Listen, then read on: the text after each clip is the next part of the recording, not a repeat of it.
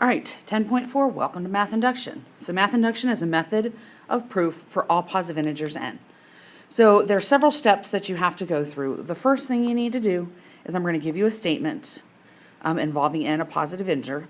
You're going to have to show that it's true for n equals 1. So the first thing I'm going to have you do is I'm going to basically have you set it equal to p sub n. P sub n is just the statement about the integer. And then you're going to prove that for the first term, that the first term and the sum of just the first term are the same.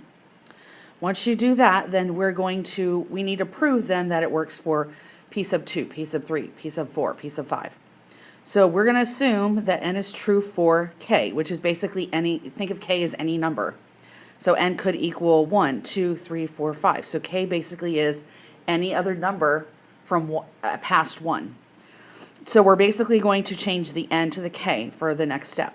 The third step then is you have to show that every term past that, k sub k plus 1, is also true. That the same sum is going to hold the same pattern, but just with a k plus 1 in it. So for the first one, prove 2 plus 4 plus 6 plus 2n, or dot dot dot plus 2n equals n squared plus n. So all of the terms are in the form of 2n. Let me change this to an arrow instead. They're in the form of 2 to the n.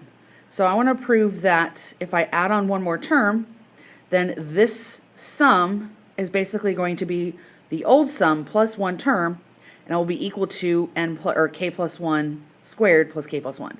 So it'll be the same format, but instead of having n there as the term that you're on, you're going to have k plus 1.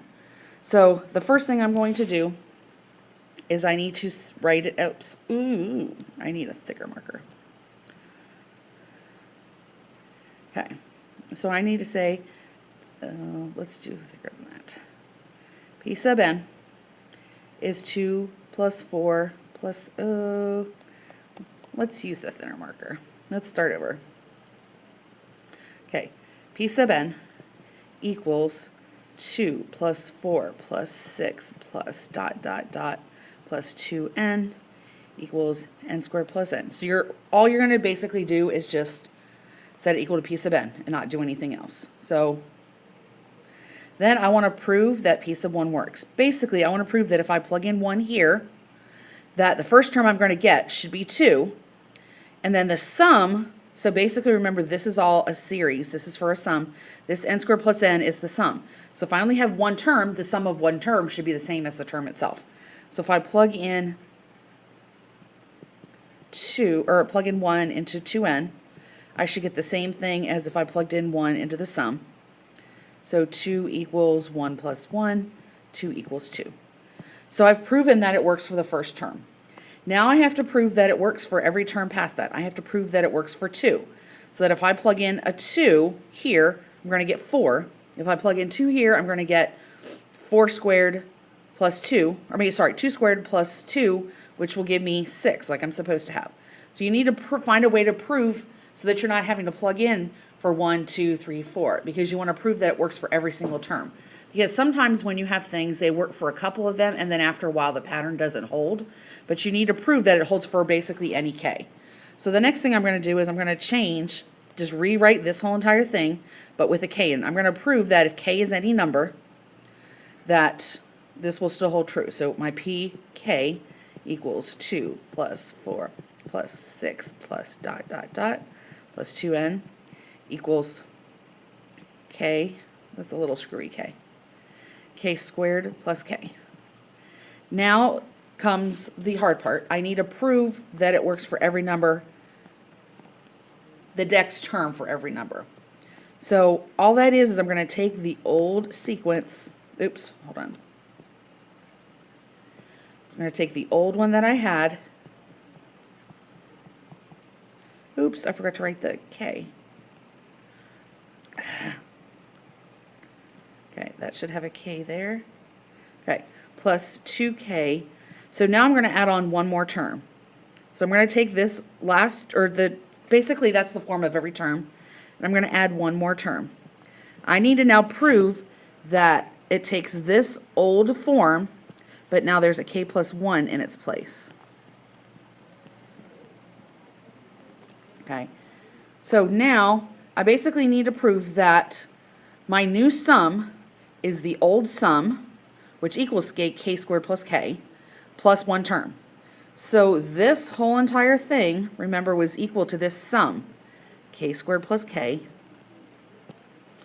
plus 2k plus 1 equals k plus 1 squared plus k plus 1.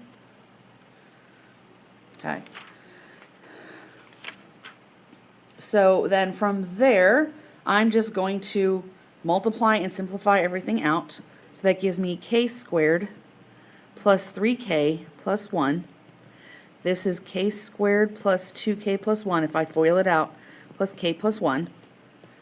K squared plus 3k plus 1 equals k squared plus 3k. Oops. Oh, let me go back and fix this. I forgot to distribute the 2. So this should be a 2 and not a 1. Let me erase that, make it neater. How about that? 2, 2. And then 1 plus 1 is 2.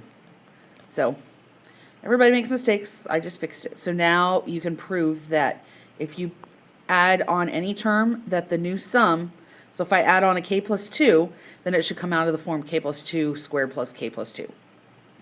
Okay, next one, I want to prove that 1 cubed plus 2 cubed plus 3 cubed plus dot dot dot plus n cubed is n squared plus n plus 1 squared over 4. So certain series have certain patterns for them. We'll talk about power series in 10.6, but basically you just have to prove right now that they work. So I'm going to set p sub n equals to my 1 cubed plus 2 cubed plus 3 cubed. Just for room's sake, I'm going to not do the 4. You get the idea for it, because I'm going to need a lot of room to expand this out. N plus 1 squared. Oops, I didn't mean to put a dot down there. Over 4. So then next I need to prove p sub 1. So I need to prove if I plug in a 1 here and a 1 here, that I get the same thing. Plus 1 squared over 4. So 1 cubed gives me 1. 1 times 2, 1 plus 1 is 2, 2 squared is 4 over 4, which gives me 1 equals 1. So p sub 1 works. So then next, I need to change p sub n to p sub k. So I need to start basically just like anything in geometry. You always have to have your properties listed before you can actually use them. Oops, k cubed. I can't write today. Equals k squared times k plus 1 squared over 4. Now I need to prove it for p sub k plus 1. So I'm going to write the old one, which is 1 cubed plus 2 cubed plus 3 cubed plus dot dot dot plus k cubed. Now I'm going to add on one more term, k plus 1 cubed, and that equals k plus 1 squared times k plus 2, because k plus 1 is 2 over 4. Now, for space sake, I'm going to write this again on the next screen, so you might want to pause it if you want to get this down.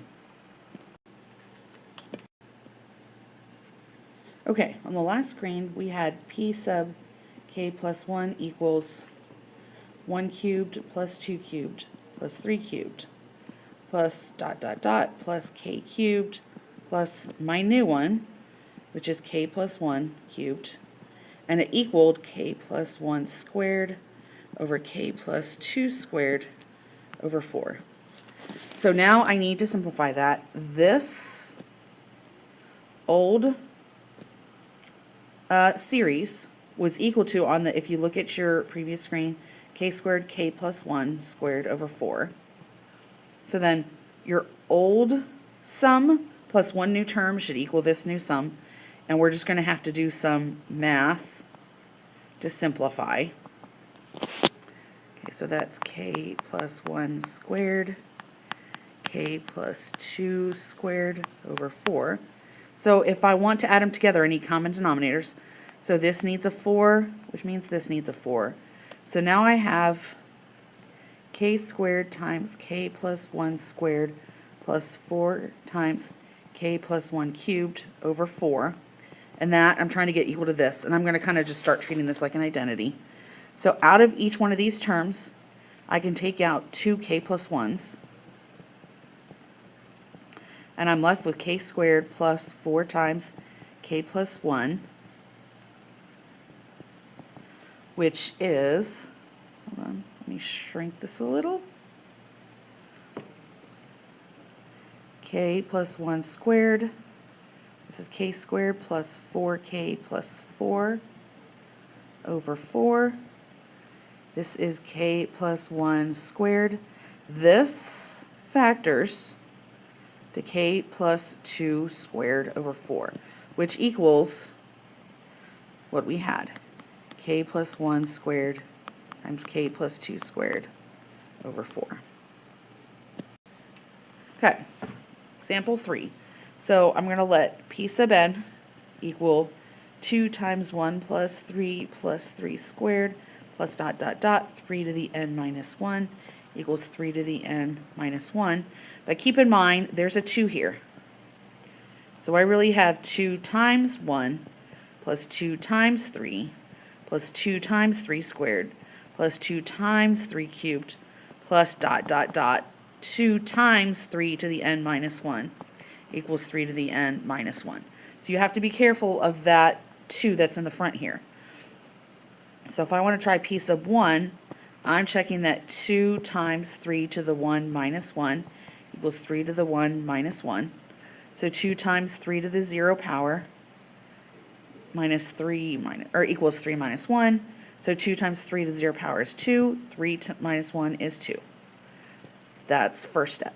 Next step is to change your p sub n to p sub k. 2 times 1 plus 3 squared plus dot dot dot 3 to the n minus 1 equals, oops, I forgot to change the n to k because I need to relate it to any term. And so now if I want to do k plus 1, I'm going to do this on the next screen so you can see what I'm doing and I don't have to rewrite it. So that's going to give me p to the k sub 1, p to the sub k plus 1 equals 2 times 1 plus 3 squared plus 3 cubed plus dot dot dot plus 3 to the k minus 1, which is what you originally had. Now I'm adding on plus 3 to the k plus 1 minus 1, and that's going to be equal 3 to the k plus 1 minus 1. So all of this old term equaled 3 to the k minus 1. So then it's plus, don't forget there's a 2 here, 2 times 3 plus 1 minus 1 is 0 equals 3 to the k plus 1 minus 1. So here I have 3 to the k and 2 times 3 to the k. Well, it's like if I had 1a and 2a, that would be 3a. So this is going to be these two together, oops, these two together are 3 times 3 to the k minus 1. 3 to the k plus 1 minus 1. And if you use your exponent properties, if you have the same base, you add the exponent. So this base of 3 is equal to the k plus 1 minus 1 equals 3 to the k plus 1 minus 1. So we've proved that one.